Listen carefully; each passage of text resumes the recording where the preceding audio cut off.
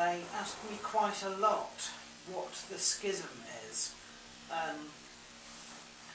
It is something that comes up surprisingly often in discourse on our forum, and it refers to a very specific point in the forum's history, which was a big divide between the patrons on the forum at the time as to who would win what I assume was the main event of UFC 59.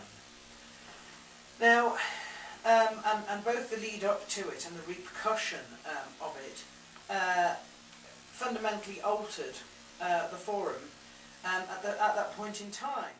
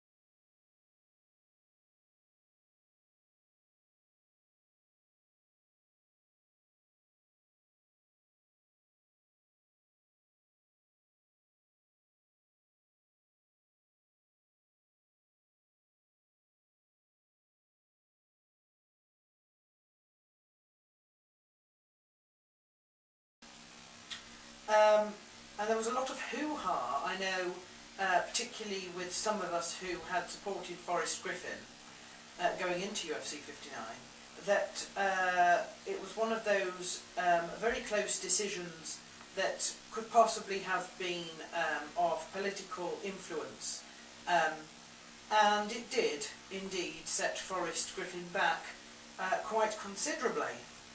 Of course, since then he's gone up to the title and sort of back down, so to speak, and certainly the drama that was there before isn't there now.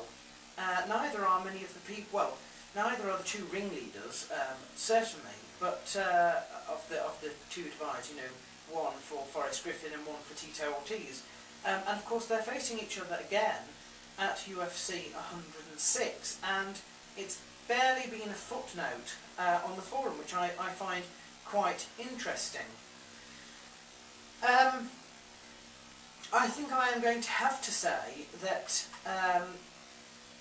this is going to be, I'm not quite as sure as I was. Back in the schism I supported Forrest Griffin, but I'm not really as connected to him, I think, as I was.